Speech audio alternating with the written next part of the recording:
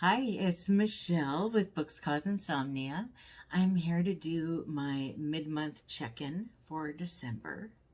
I ended up doing the Merry and Bright Readathon, and I had started a book. I took a couple days off from reading because I'm human and sometimes I need a break from things. It was a 6-day readathon where one could read 6 books in 6 days. I ended up reading 1, 2, 3, 4. I ended up reading 5 books in like 7 days. It took me a little while to finish the last one. I was just kind of burnt out. I don't know what it is. I don't know how you guys are feeling. I'm feeling a little bit, it's harder to get into the holiday spirit, I feel like, this year. And I know I'm going through a lot with the move and everything else. It's just so hard to get excited about the holidays this year. I did do a 2-part vlog on the Merry and Bright Readathon. If you want more information about the Readathon and how it went and what all the prompts were and why I picked these books and all that kind of stuff, that's all in there. So I will link that video at the end of this video. I think reading vlogs are kind of a fun way to experience another side of the books that us booktubers read and review, and it's always kind of fun to see a little bit more into people's lives. I am happy with my progress. It's not as much as I was hoping to finish, but I'm actually pretty happy with what I read. I don't feel like how many books I read needs to always meet my goals, because my goals tend to be quite hefty. And I'm very patient with myself and understanding in the fact that I have a really busy life. I don't have that much time to read as much as I know we can make time to read, but my gosh, between my full-time job and then this channel and my other channel and being married and trying to keep the house clean and dinner cooked and all that kind of stuff, it's a lot, right? So the first book was Wishes for Christmas by Fern Michaels.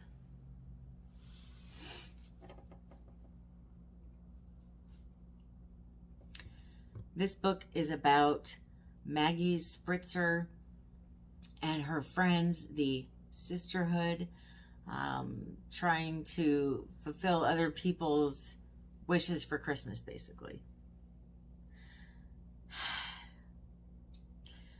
Apparently this book is part of some sort of a series about a sisterhood.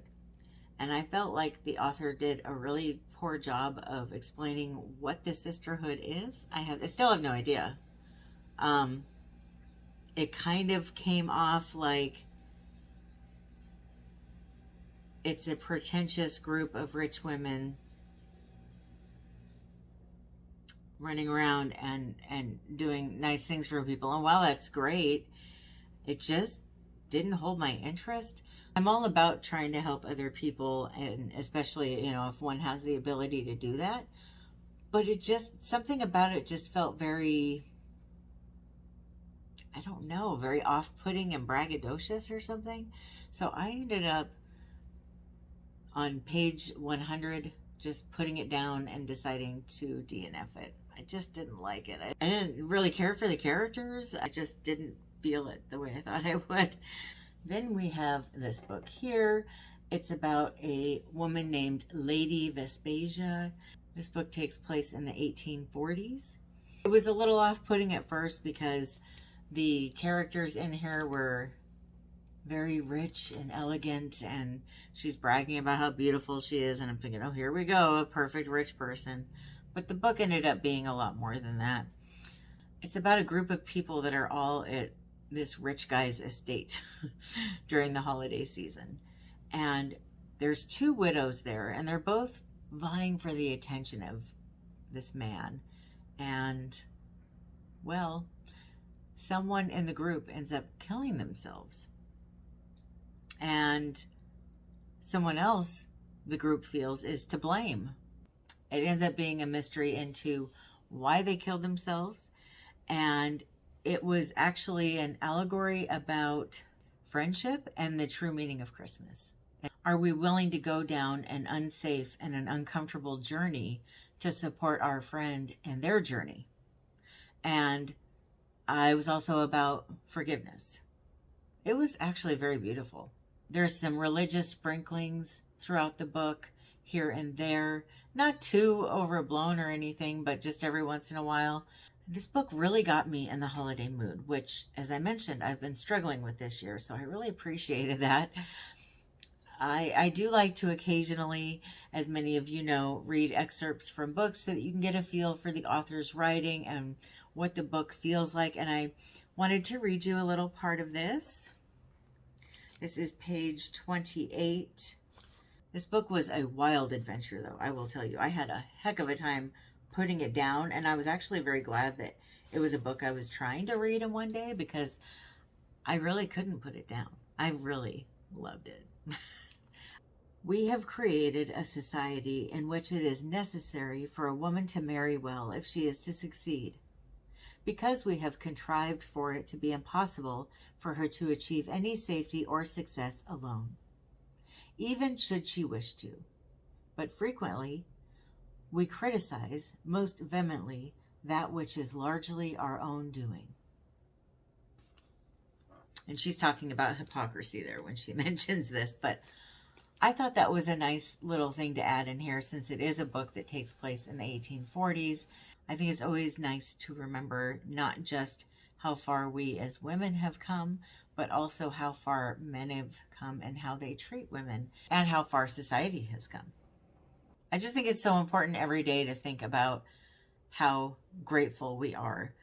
And especially someone like myself, I think about how lucky I am to be in the country I am, to have the abilities that I have, to have the resources that I have. I am very blessed, and this book was a nice reminder of all of that. It was absolutely wonderful. I gave it 5 stars. Then I read Gingerdead Man by Maya Corrigan. This book is about a woman named Val, and her grandfather has been stripped of his Santa Claus title in town, and the new Santa ends up getting poisoned, and the rest goes from there. Well, I found this to be a very entertaining book, and it was very soothing and cozy. I really enjoyed the town and all the decorations that were described. I enjoyed Val and all of her friends. There was a lot of cooking vibes and talking about cooking and being in the kitchen, which I happen to love. I find very heartwarming. I really loved the relationship that Val has with her grandfather. It's very fun how they like to sit down together and try to solve crimes and talk about all the different possible suspects and what their motives might have been. And because they were doing that throughout the book, my list of possible suspects kind of kept growing and made it a little bit harder to guess who it might be. I did not feel like there was, maybe I missed it, there was no hints as to who it was. I knew who it was, the character had been in the book, but I didn't feel like there was anything mentioned that might make me even consider thinking of this person as a suspect. And so I really enjoyed the first 2/3 of the book, but the last third is where it really lost me, because I move right along. There's like 40 pages left in the book. I still have no idea who did it. I have my ideas of who I think did it. And all of a sudden, it was like, oh, I know, it was this person. And it wasn't one of the people that I thought there was any clues as to them being the murderer. And I thought, what? It's them? There's no way. Why would it be this person? It didn't make sense. And then there was this whole little side story that they referenced as to being part of why these because more than one murder ended up happening, more than one poisoning ended up happening. And it just didn't really all click or make sense for me. And the way that Val and her grandpa and her friends reached the conclusion didn't make sense. It didn't seem logical. It didn't seem realistic. So because of that, I ended up giving it 3 stars. Even though I enjoyed the first 2/3, the last chunk of it was off. Seriously off. The next book I read was A Christmas Date. by Camilla Isley. And this is a holiday romance, and it's a fake boyfriend story, which I happen to love fake boyfriend stories. It's probably, of romance novels, it's probably my favorite trope. I just think they're kind of fun, and it's always kind of amusing to see how they trick someone's family into thinking that this is their their person and why they decide to do it. In this book, the protagonist Nikki takes her fake boyfriend Diego home for Christmas. I found it to be very funny and amusing. It was very entertaining. I enjoyed it so much. I love books that make me actually laugh multiple times, which is kind of a rarity for me. It was super uplifting, and the characters were flawed and lovable. The characters make mistakes, and I just thought that was so much more realistic than so many of the characters that I read about. It reminds me of one of my favorite Hallmark movies for Christmas, where somebody takes this fake fiance home with them for the holidays. I just thought it was a really good book. I thoroughly enjoyed it. I listened to it via Scribd as an audiobook, and I have to say I enjoyed it so much that I'm planning on buying a copy with my Christmas money. I already know I'm being sent some from my family, so I'm going to use it to get that book and some other books, and because I want to make it part of my yearly Christmas lineup. And I gave it 4 stars. Aunt Sass Christmas Stories by P.L. Travers. And this was written by the same woman that wrote Mary Poppins. I was surprised to find out that she did not like the movie, and that she felt that it was too bright and bubbly. I didn't know that. I really liked that movie, so I was surprised to find that out. This book is 3 stories, and they're autobiographical stories of her childhood. The first one was about her great aunt, Aunt Sass, who Mary Poppins is somewhat loosely based off of. Because I knew that when I started reading it, I was surprised at how not Mary Poppins-esque she was. But then I'm thinking, well, apparently the movie didn't really match the book as much as I thought it maybe would have. I haven't read the book, though, either. So if you have, please let me know. I want to know what you thought of it. One thing that was super disappointing about this book, though, this is not a holiday book. Now look at this and tell me, though, wouldn't you think it would be? I thought it was a Christmas book. It's not. It's a book where she wrote 3 autobiographies.